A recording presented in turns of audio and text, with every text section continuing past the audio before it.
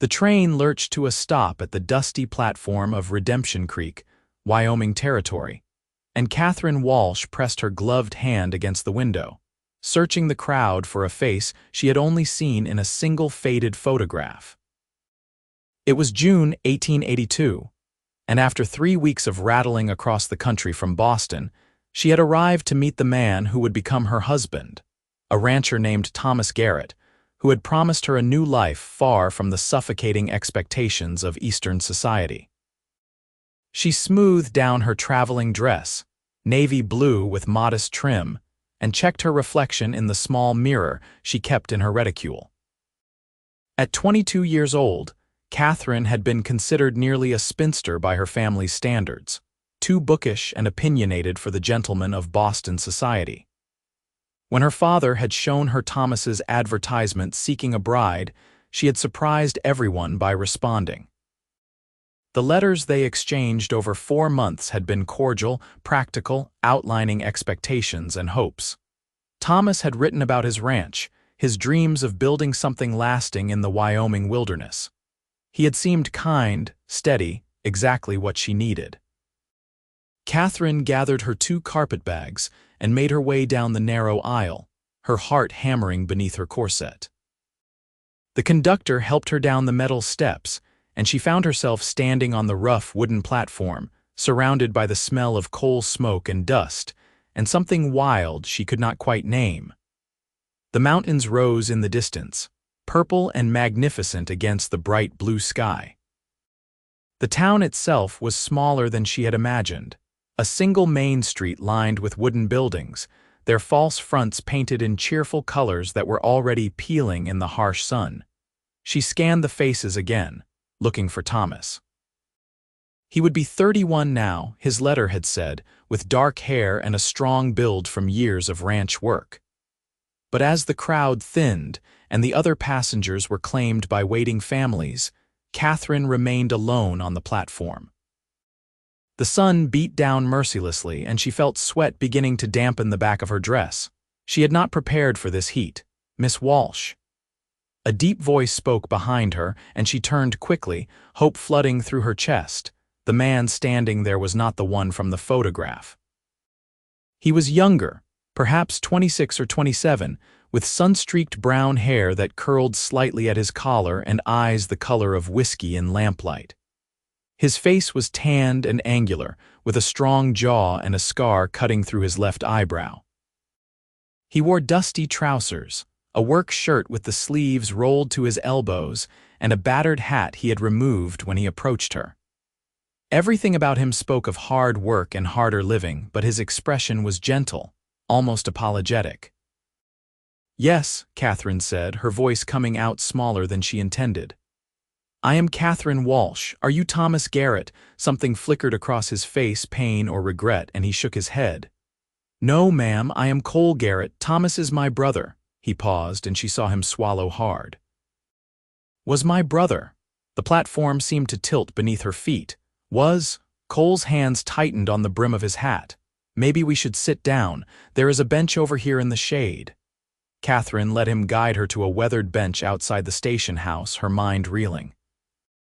She sat carefully, her bags at her feet, and looked up at this stranger who carried such terrible news in his eyes.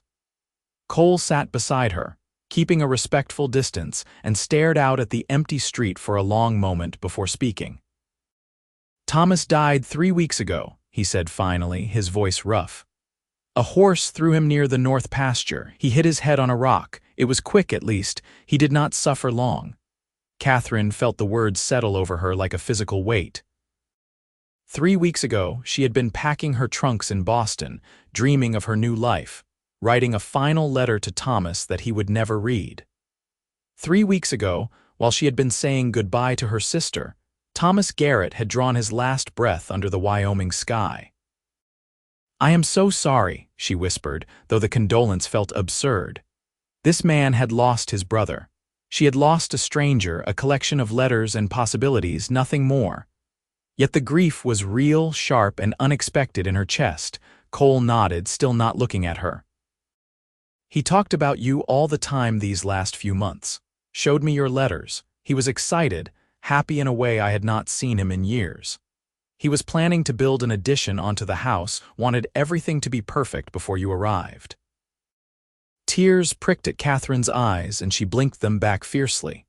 She had not cried when her mother died, had remained dry-eyed through every disappointment and humiliation Boston had offered. She would not cry now for a man she had never met. But the tears came anyway, silent and hot on her cheeks. Cole finally turned to look at her, and she saw his own eyes were red-rimmed. "I wrote to you as soon as it happened," he said. "Sent a telegram too, but I guess they did not reach you in time." "I left Boston 2 days early," Catherine said, wiping at her face with shaking hands. "My father was eager to have me gone. The letters must have arrived after I departed." They sat in silence for several minutes, two strangers bound together by loss and circumstance. The sun climbed higher, and the street began to fill with wagons and horses and people going about their daily business. Catherine watched them with a strange detachment, wondering what she was supposed to do now. She had perhaps $20 left to her name, no return ticket, and nowhere to go even if she could afford the fare. Her father had made it clear that leaving was a permanent choice. There would be no welcome home for a failed mail order bride. "What will you do?" Cole asked, as if reading her thoughts. Catherine laughed, a bitter sound. "I have absolutely no idea. Find work, I suppose. Is there a hotel in town?" "The Redemption Hotel, but it is not really a place for a lady alone." Cole shifted on the bench, clearly uncomfortable. "Look, Miss Walsh, I know this is irregular, but the ranch is legally mine now. Thomas left everything to me. It is not much, just 300 acres and more debt than cattle, but there is a house. A good house with a spare room. You could stay there while you figure things out." "Just until you get your bearings," Catherine stared at him. "I could not possibly impose like that." "It would not be an imposition," Cole said quickly. "Thomas would have wanted you looked after, and to be honest, the place could use a woman's touch. I am not much of a housekeeper." The offer was improper, possibly scandalous, and Catherine knew she should refuse. But the alternative was spending her limited funds on a questionable hotel room, and then what? Searching for work in a town where she knew no one, competing with desperate men for jobs that might not even exist. At least at the ranch she would have time to think, to plan, to grieve this strange loss in private. "Just for a few days," she said finally, "until I can make proper arrangements." Relief crossed Cole's face. "Of course, just until you are settled." He stood and picked up her bags as if they weighed nothing. "The wagon is this way." The ride to the Garrett Ranch took nearly an hour, following a rutted road that wound through grassland dotted with sage and wildflowers. Cole did not speak much, pointing out landmarks occasionally. There was the creek where they got water, always running even in the driest summers. There was the boundary marker between their land and the Johnson property to the south. The Johnsons were good people, Cole said, always willing to help with roundup or barn raising. Catherine watched the landscape roll past, so different from the green hills and tidy farms of Massachusetts. Everything here was bigger, wilder, touched with a rawness that both frightened and thrilled her. The mountains seemed to watch their progress, ancient and indifferent. Hawks circled overhead, riding the thermals with outstretched wings. "It is beautiful," she said softly, and meant it. Cole glanced at her, surprised. "Most Eastern women think it is too harsh, too empty." "It is honest," Catherine said. "It does not pretend to be something it is not." Something shifted in Cole's expression, a guardedness giving way to cautious interest. "Thomas said you were different, said you actually wanted to learn about ranching, not just play house." "I grew up reading everything I could find," Catherine admitted. "Books about the West, about cattle drives and homesteading. My family thought it was unseemly, but I found it fascinating. I wanted to be part of something real, something I could build with my own hands." "Ranch work is not romantic," Cole warned. "It is hard and dirty and sometimes heartbreaking. You lose cattle to weather, to predators, to disease. The bank is always breathing down your neck. One bad season can wipe you out." "I know," Catherine said. "Thomas was honest about the difficulties in his letters. I was not expecting easy, Mr. Garrett. I was expecting meaningful. Cole looked at her for a long moment, the wagon rolling on beneath them, and then nodded slowly. Call me Cole. If we are going to be temporarily living under the same roof, we might as well dispense with formalities. Catherine then, she said, and felt the first small warmth of connection, fragile as a candle flame. The ranch house came into view as they crested a low hill, a sturdy structure of timber and stone with a covered porch running along the front. It sat in a natural bowl of land, protected from the worst winds, with a barn and several outbuildings arranged in a rough semicircle. The whole place had a weathered but well-maintained look, the work of men who took pride in what they built even when money was scarce. Cole pulled the wagon up to the front porch and hopped down, coming around to help Catherine descend. His hands were calloused and strong, steadying her as she found her footing on the hard-packed earth. She noticed he released her as soon as she was steady, stepping back to maintain proper distance. The inside of the house was dim and cool after the bright sunshine.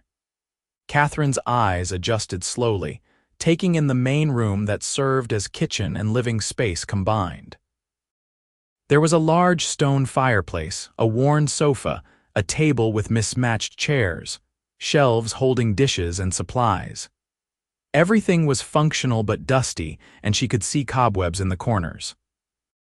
The spare room Cole showed her was small but clean, with a narrow bed, a chest of drawers, and a window overlooking the barn. Someone, probably Thomas, had hung simple curtains and placed a rag rug on the floor. "I will let you rest," Cole said from the doorway. "There is water in the pitcher if you want to wash up. I need to check on the cattle before dark, but I will be back to make supper." "I can cook," Catherine offered. "If you show me where things are kept." Cole hesitated. "You do not have to earn your keep, Catherine. You are a guest." "I would rather be useful," she said honestly. "Sitting idle will only make me dwell on things I cannot change." He nodded, understanding.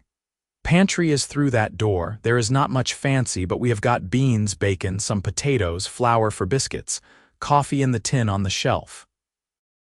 After Cole left, Catherine explored the kitchen, taking inventory of supplies and familiarizing herself with the cast-iron stove. She found an apron hanging on a peg and tied it over her traveling dress, then set about preparing a simple meal. The work was soothing, the familiar rhythm of chopping and stirring pushing back the chaos of emotions threatening to overwhelm her. She made a pot of beans with bacon, biscuits that rose golden and flaky, strong coffee the way Thomas had mentioned Cole liked it in one of his letters. The sun was setting when Cole returned, his face lined with exhaustion. He stopped in the doorway, staring at the set table and the food steaming on plates. "When did you last have a proper meal?" Catherine asked. "I do not remember," he admitted. "I have been living on hardtack and jerky mostly." Did not have much appetite after Thomas died. They sat across from each other at the table, and for a while there was only the sound of eating. Catherine watched Cole from under her lashes, noticing the dark circles under his eyes, the way his shirt hung a bit loose on his frame. He had been carrying his grief alone, she realized, keeping the ranch running through sheer will while his heart broke. "Tell me about him," she said quietly. "About Thomas." Cole looked up, surprise flickering across his features. "You want to know?" "I came here to marry him," Catherine said. "I should know who he was, even if I never got the chance to meet him." So Cole talked, haltingly at first and then with growing ease. He told her about growing up in Missouri, about their parents dying when Cole was 15 and Thomas was 20. How Thomas had raised him, taught him everything about ranching and manhood and honor. How they had saved for years to buy this land, dreaming of building something that would last. Thomas had been steady where Cole was impulsive, cautious where Cole was reckless. He had loved the land with a quiet passion, could read weather in the sky and water in the dirt. He had wanted a family, wanted children to inherit what they were building. "He was scared to write to you at first," Cole said, pushing his fork around his empty plate. "Thought no proper lady would want a poor rancher. But I told him he had nothing to lose by trying, so he placed that advertisement." When you responded, when your letters started coming, it was like watching him come alive. He would read them over and over, memorizing every detail you shared. Catherine felt tears threatening again and swallowed them back. I wish I had known him. He sounded like a good man. The best, Cole agreed softly. They cleaned up together in comfortable silence. And then Cole showed her how to bank the fire for the night, where the extra blankets were stored, how to secure the doors and shutters. He was scrupulously polite, never getting too close, always calling her Miss Walsh when he thought about it. Catherine appreciated his care for her reputation even as she recognized how absurd it was. Any proper reputation she had was already in tatters simply by being here. That night, lying in the narrow bed in Thomas's spare room, Catherine stared at the ceiling and tried to make sense of her life. She had traveled 2,000 miles to marry a dead man. She was living in a stranger's house in the middle of the Wyoming wilderness with no plan and no prospects. By every reasonable measure, she should be terrified, desperate to return east to whatever life she could salvage there. But she was not terrified. She realized with some surprise, relieved. Whatever happened next, it would be her choice, her path to forge. That freedom, however uncertain, was worth more than all the security Boston could offer. The days fell into a pattern. Catherine rose with the sun and made breakfast while Cole did the early chores. They ate together, talking about the work that needed doing or the weather or nothing at all. Then Cole would head out to mend fences or check cattle or handle any of the 1,000 tasks a ranch required, and Catherine would tackle the house. She scrubbed floors and washed windows, beat rugs and organized shelves, slowly transforming the bachelor's dwelling into something that felt like a home. She found Thomas's letters to her in a drawer, tied with string, and spent an afternoon reading them and crying, properly grieving the possibilities that had died with him. In the evenings, Cole taught her about ranching. He showed her how to read the brand book, explained the economics of cattle raising, took her out to see the herd. Catherine proved an eager student, asking questions and remembering answers, genuinely interested in every aspect of the operation. Cole seemed surprised by her enthusiasm at first, then increasingly pleased. "You really do like it," he said one evening as they walked back from checking a fence line. The sun was setting, painting the sky in shades of orange and pink that seemed impossible. "This life, I mean." "You are not just being polite. I love it," Catherine said honestly. "I feel more myself here in a week than I did in 22 years in Boston. Does that sound foolish?" "No," Cole said quietly. "It sounds like you found where you belong." Their eyes met and held, and Catherine felt something shift between them, a recognition that went deeper than words. She looked away first, her heart racing in a way that had nothing to do with the walk. As the second week bled into the third, Catherine found herself watching Cole with increasing awareness. She noticed the way he moved, economical and graceful despite his size. The way he gentled his voice when approaching skittish cattle. How he always checked to make sure she had enough coffee before taking his own cup. He was kind without being soft, strong without being cruel, everything his brother's letters had promised Thomas would be, and she was falling for him, slowly and inexorably, like water wearing away stone. The realization terrified her. It was wrong, was it not? She had come here for Thomas. Feeling this way about Cole, about his brother, seemed like a betrayal of everyone involved. She tried to maintain distance, to remember her place as a temporary guest, but it was increasingly difficult when they shared meals and chores and long evening conversations on the porch while the stars emerged overhead. Cole seemed to be struggling with something too. She would catch him watching her sometimes, his expression torn between longing and guilt. He became more careful about touching her, even casually. When she asked him to teach her to ride properly, he spent half an hour adjusting the stirrups before finally, carefully helping her mount, his hands on her waist for only the briefest necessary moment. The tension between them grew like a summer storm, heavy and electric, waiting to break. It finally happened on a Wednesday evening in late July. Catherine had been at the ranch for 6 weeks, and they had settled into such comfortable domesticity that she sometimes forgot she was supposed to be planning to leave. She had made a pie from dried apples, and they were eating it at the kitchen table when Cole suddenly set down his fork and looked at her with an intensity that made her breath catch. "You need to go," he said, and the words hit her like a physical blow.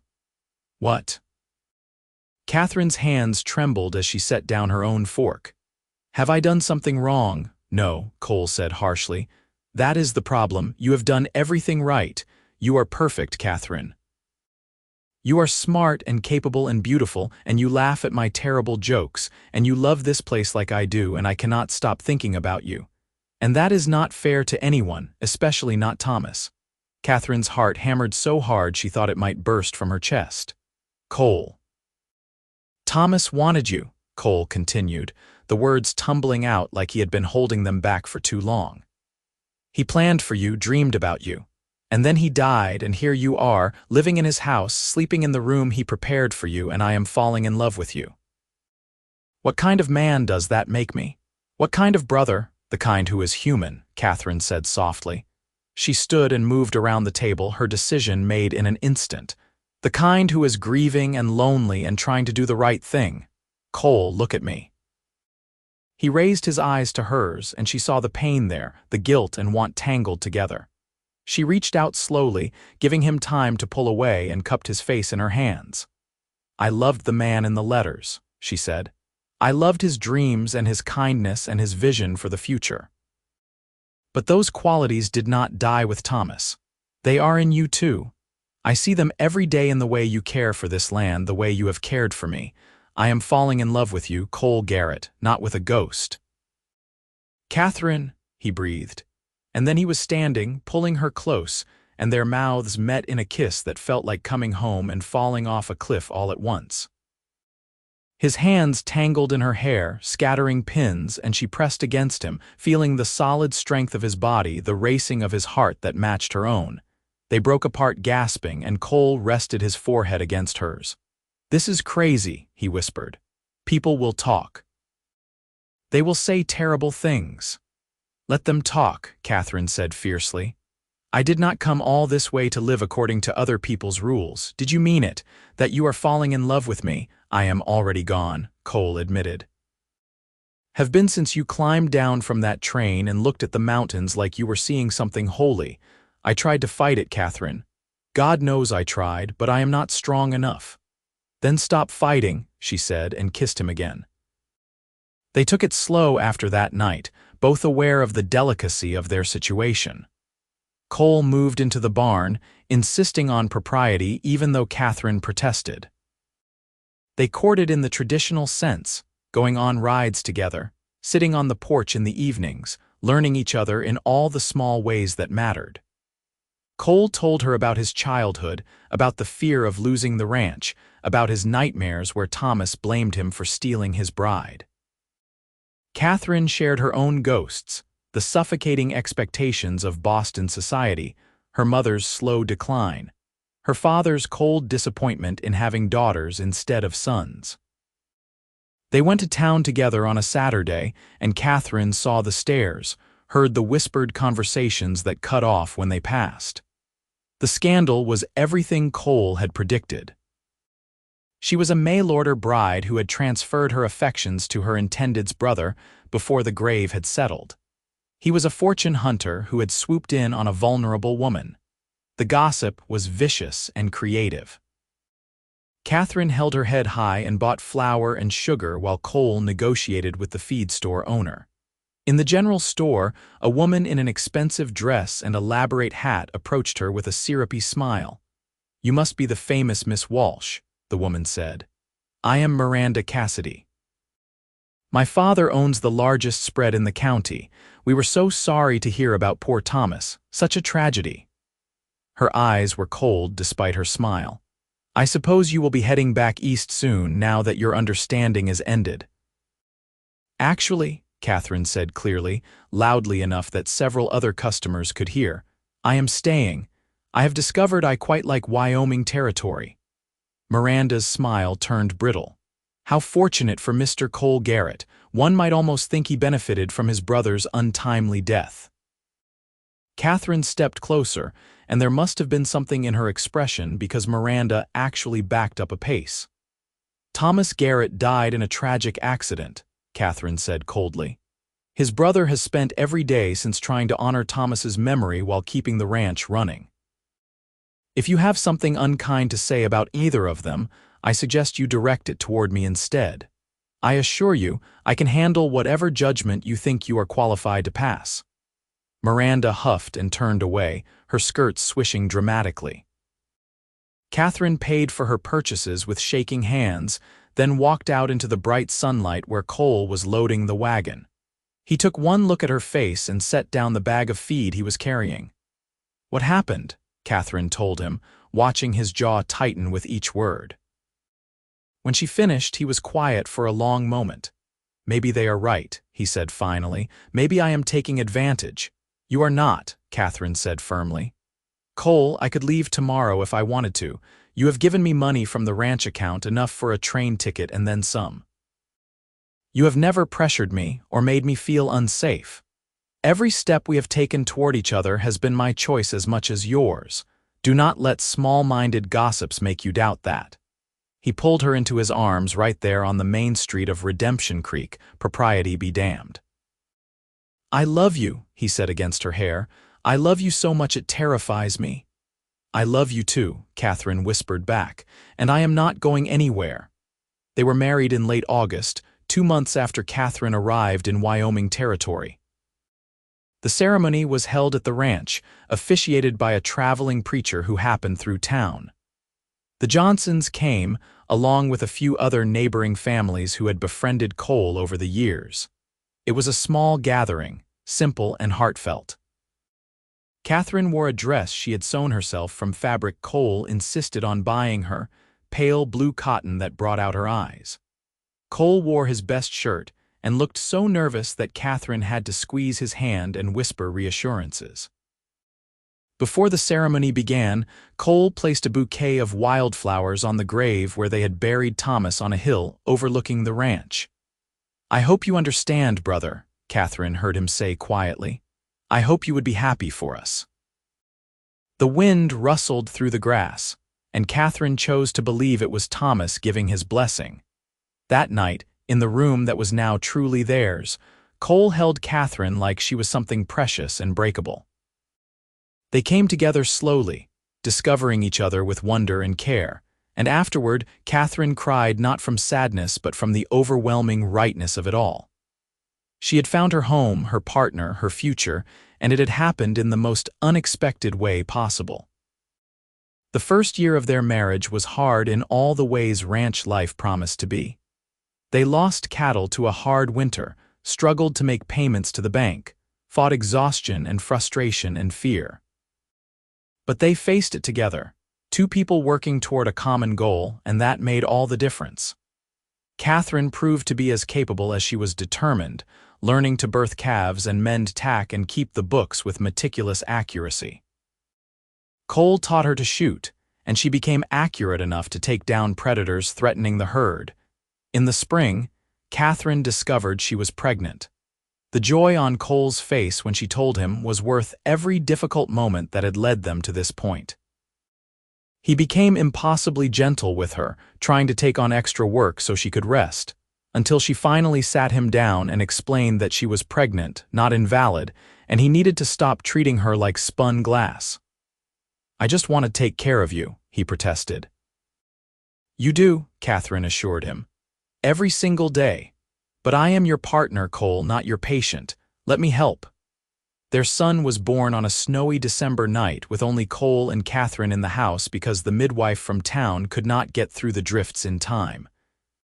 It was terrifying and beautiful, and when Cole placed the squalling infant in Catherine's arms, she felt a completeness she had never imagined possible.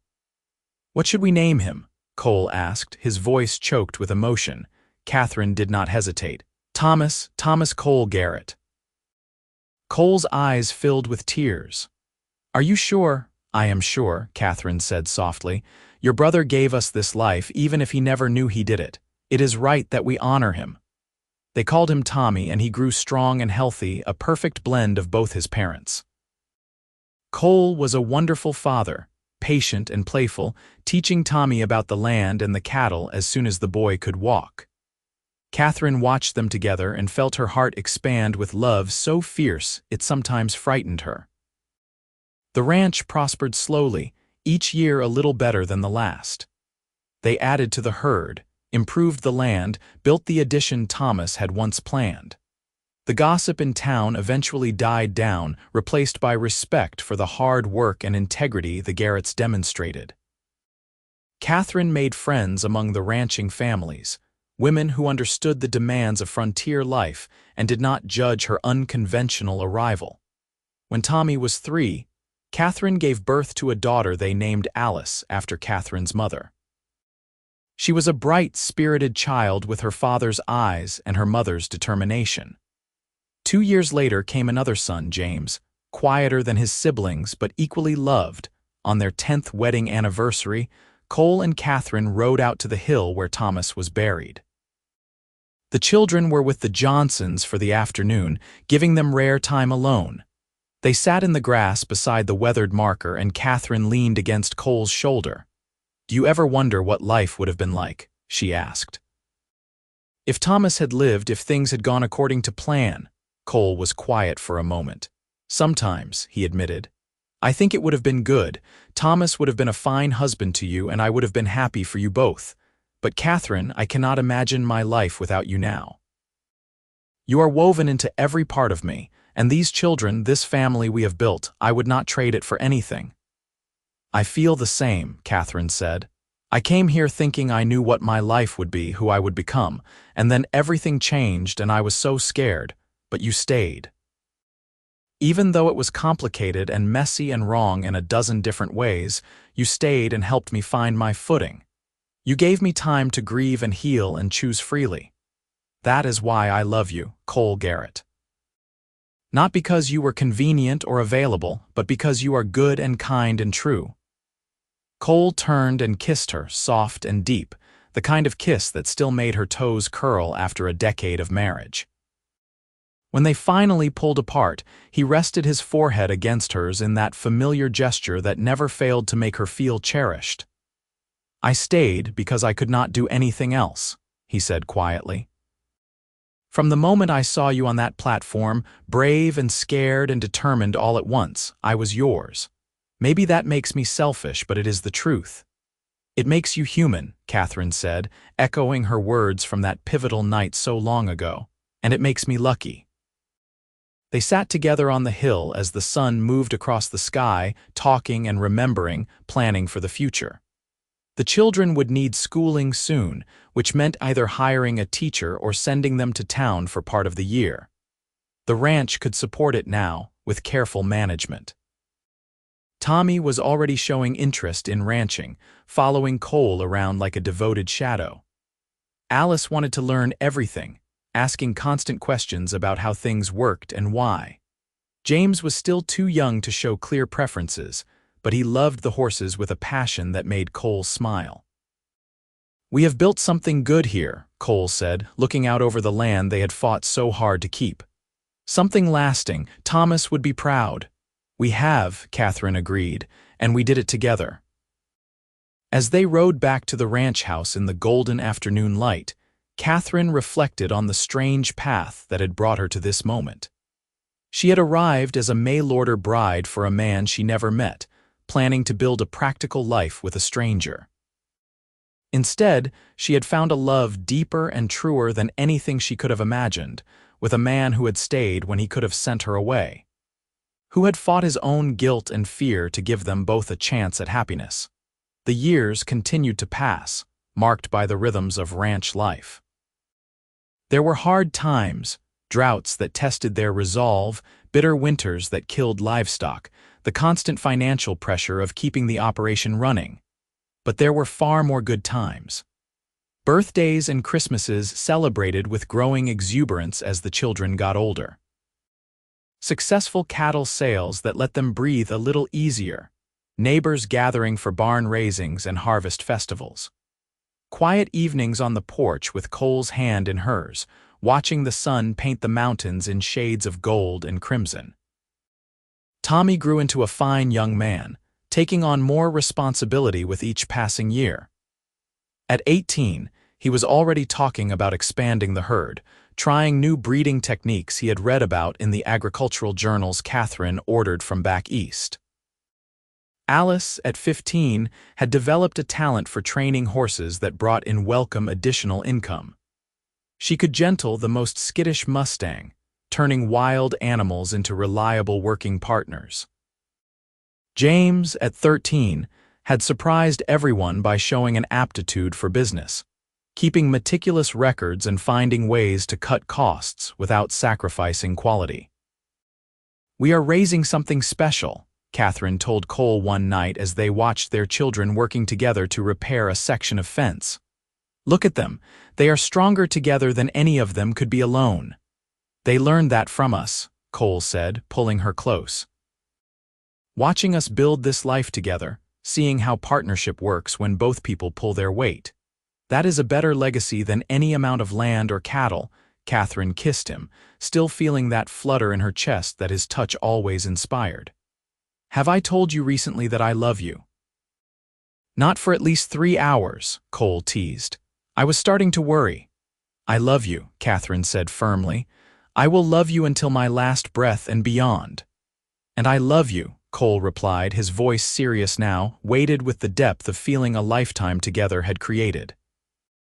"You are the best thing that ever happened to me, Catherine Garrett, even if you did arrive on that train intended for someone else." They laughed together, and the sound carried across the land they had claimed and cultivated, mixing with the wind and the birdsong and the lowing of cattle in the distance. More years passed, bringing changes inevitable and surprising. Tommy married a neighboring rancher's daughter, a practical woman named Sarah who fit seamlessly into the family. They built a house on the eastern section of the property and started their own herd, expanding the Garrett holdings. Alice shocked everyone by falling in love with a schoolteacher from Cheyenne, a gentle man named David who supported her work with horses and wrote poetry in his spare time. James eventually left for Denver to study business, returning 2 years later with a wife and plans to open a stockyard that would serve all the local ranchers, ensuring fair prices and honest dealing. Cole and Catherine became grandparents, then grandparents several times over, their house always full of noise and laughter and the chaos of young children. Catherine taught her granddaughters to ride and read, to be strong and speak their minds. Cole taught his grandsons about honor and hard work, about treating the land and people with respect. Together they created a legacy that extended far beyond acres and cattle. On their 30th anniversary, the entire family gathered at the ranch for a celebration. There were dozens of people now, children and grandchildren, in-laws and close friends who had become like family. Long tables were set up in the yard, laden with food prepared by many hands. A fiddler played and couples danced on a wooden platform Tommy and James had constructed for the occasion. Catherine watched it all from the porch, feeling a contentment so profound it brought tears to her eyes. Cole found her there as the sun was setting, the party continuing without them for a moment. He held out his hand and she took it, letting him pull her into a slow dance on the porch where they had spent so many evenings together. "What are you thinking?" he asked softly. "I am thinking about a frightened young woman standing alone on a train platform," Catherine said. "And a kind man who stayed when he did not have to. I am thinking about all the moments between that day and this one, the choices we made, the life we built. And I am grateful, Cole, for all of it, even the hard parts because they led us here." Cole twirled her gently and she laughed, feeling young and free despite the silver in her hair and the lines on her face. "I am grateful too," he said. "You took a chance on me on this place when you had every reason to run. You stayed and fought and loved with everything you had." "That took courage, Catherine." "We gave each other courage," Catherine corrected. "That is what love does, is it not? Makes you braver than you could be alone." They danced as the stars emerged overhead, the same stars that had watched over them through 3 decades of joys and sorrows, triumphs and defeats. The music swelled and their children and grandchildren joined them, filling the yard with movement and laughter. This was what Catherine had dreamed of in those letters to Thomas, though she had not known how to name it then. A life of purpose and partnership, surrounded by family, rooted in land they had claimed as their own. Years later, when Cole and Catherine were both well into their 70s, they made one final trip to the hill where Thomas was buried. It took them longer now, their bodies protesting the ride, but neither would have missed it. They sat in their familiar spot, holding hands like newlyweds. "Thank you, brother," Cole said to the weathered stone marker, "for writing those letters, for dreaming big enough to bring Catherine here, for being the man whose loss brought us together. I hope you know we never forgot you. That we honored you by loving each other and this land the way you would have wanted." Catherine added her own quiet thanks, remembering the man whose words had first drawn her west, whose dreams had become the foundation of her own. Then she and Cole sat together in comfortable silence, watching the sun move across the sky they both loved. When they finally rode back to the ranch house, it was to find it full of family again. Tommy was there with Sarah and their 4 children. Alice had arrived from town with David and their 3 sons. James had driven up from Denver with his wife and 2 daughters. The grandchildren were everywhere, playing and arguing and filling every corner with life. "There you are," Tommy said when they came in. "We were starting to worry." "We are fine," Cole assured him. "Just visiting with your Uncle Thomas." The children nodded, understanding. They had all grown up with stories about the uncle they never met, the man whose ranch they had inherited, whose dreams they were continuing. He was as much a part of the family as any living member, his memory kept alive through love and respect. That night, after everyone had settled and the house had finally quieted, Catherine lay in bed beside Cole, their hands linked between them. No regrets. Cole asked, his voice rough with age but still so familiar it made her heart ache. "Not a single one," Catherine said truthfully. "You? Only that I did not get more years with you," Cole replied. "However long we have is not going to be enough." "Then we will make the most of what we have," Catherine said, "the way we always have." Cole brought her hand to his lips, kissing her knuckles with the same tenderness he had shown on their wedding night so many years ago. "I love you, Catherine Garrett. You are the best choice I ever made." "And you are mine," Catherine whispered, "now and always." They fell asleep together as they had for 35 years, 2 people who had found each other through tragedy and chosen each other through love. Outside, the Wyoming wind whispered through the grass, carrying their story across the land they had claimed, the legacy they had built, the family they had created against all odds. Catherine had arrived as Thomas Garrett's mail-order bride, a practical arrangement to fill a need in both their lives. But Thomas had never come to claim her, and instead it was Cole who stayed, Cole who helped her grieve and heal, Cole who loved her with a devotion that spanned decades. In the end, she had found exactly what she had been searching for when she left Boston all those years ago. She had found herself, her purpose, her home, and a love that would endure long after they both returned to the earth they had worked so hard to nurture. And on a hill overlooking the Garrett Ranch beneath a weathered stone marker, perhaps Thomas Garrett rested easy, knowing that his dreams had come true after all, just not in the way anyone had expected. His brother had found love. The ranch had prospered. A family had grown strong and numerous, rooted in the land he had claimed. In the end, what more could any man hope to leave behind than that? Love, land, and a legacy that would echo through generations, carried forward by people who knew the value of all 3. The sun rose and set, the seasons turned, and life continued in its beautiful, relentless way. The Garrett family grew and changed, some staying on the land, others venturing out to make their own paths before returning home.